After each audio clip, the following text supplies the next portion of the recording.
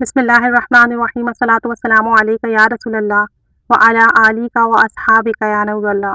جناب قدرت اللہ شہاب اپنے مشہور زمانہ شہاب نامہ کے صفحہ نمبر 1162 سے 1164 پر اپنے خواب کا ذکر فرماتے ہیں، جس میں انہیں نبی کریم صلی اللہ علیہ وآلہ وسلم کی زیارت کا شرف حاصل ہوا۔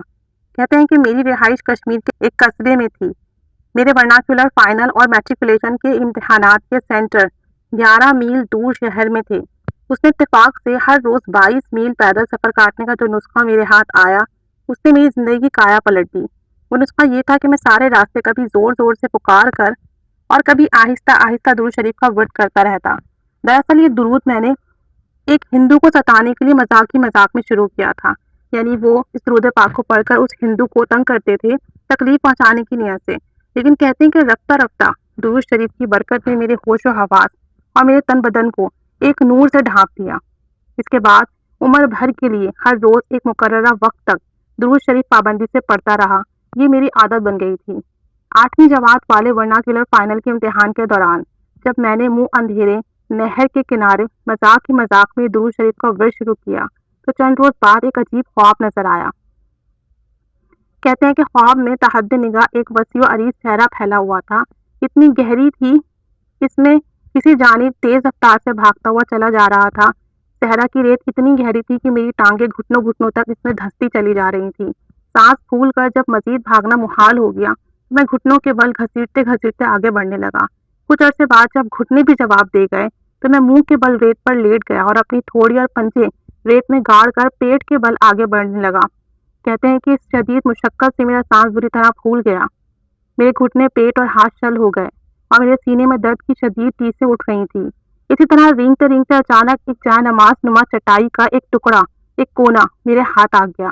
وہ چٹائی ایک کھجور کے درخت کے نیچے بچھی ہوئی تھی اور اس پر نبی کریم صلی اللہ علیہ وآلہ وسلم تشریف فرما تھے۔ آپ نے ایک ہلکی سی مسکراہٹ کے ساتھ مجھے دیکھا اور عین اسی وقت میری آنکھ کھل گئی۔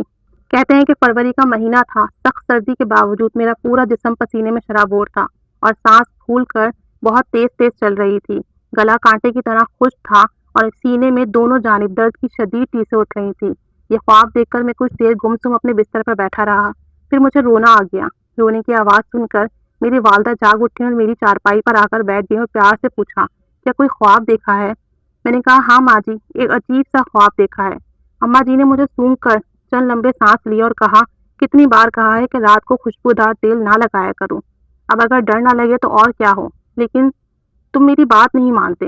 میں نے انہیں یقین دلایا کہ میں نے کوئی خوشبودار تیل استعمال نہیں کیا ہے اور جلدی انہیں اپنا تمام خواب سنا ڈالا۔ سنتے ہی انہوں نے مجھے گلے سے لگایا اور بے اختیار رونے لگی۔ ہم دونوں یوں ہی چپ چاپ بیٹھے روتے رہے۔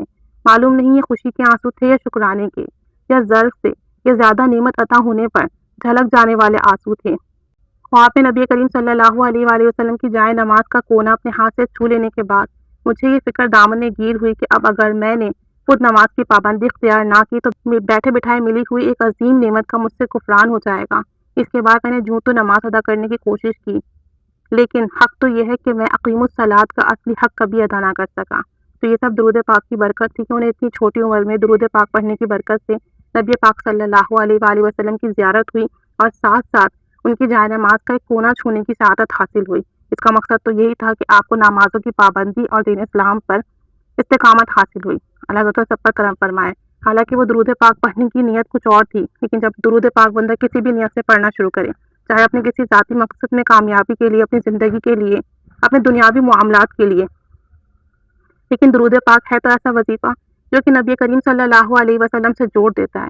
پھر نیت کچھ بھی ہو، جو آپ کو ملتا ہے درود پاک سے وہ بہت زیادہ ملتا ہے، کیونکہ اس کا تعلق نبی پاک صلی اللہ علیہ وآلہ وسلم کی ذات گرامی سے ہے، اور وہاں سے پھر جو ملتا ہے وہ لفظوں میں کہاں بیان ہو سکتا ہے۔ ایسے ہی انہیں آپ صلی اللہ علیہ وسلم کی زیارت نصیب ہوئی، روحانیت نصیب ہوئی اور زندگی کے تمام معاملات میں کامیابی عطا ہوئی۔ اللہ تعالیٰ سب پر کرم فرمائے۔ درود پاک پڑھیے، خالص نیت کے ساتھ پڑھیے تو کیا ہی بات ہے کہ آپ صلی اللہ علیہ وسلم کی قربت محبت عطا ہو، اللہ عز و جل کی سنت پر عمل ہو، اللہ عز و جل کی حکم کی فرما برداری پاسداری ہو۔ لیکن اگر اپنے کسی مقصد کی نیت سے بھی پڑھتے ہیں تو بھی پڑھیے اور درود پاک پڑھتے رہیے اور لوگوں کو اس کی دعوت دیتے رہیے۔ اللہ عز و جل ہمارا پڑھنا قبول فرمائے، آمین بجاہ النبی آمین، صلی اللہ علیہ محمد صلی اللہ علیہ وآلہ وسلم۔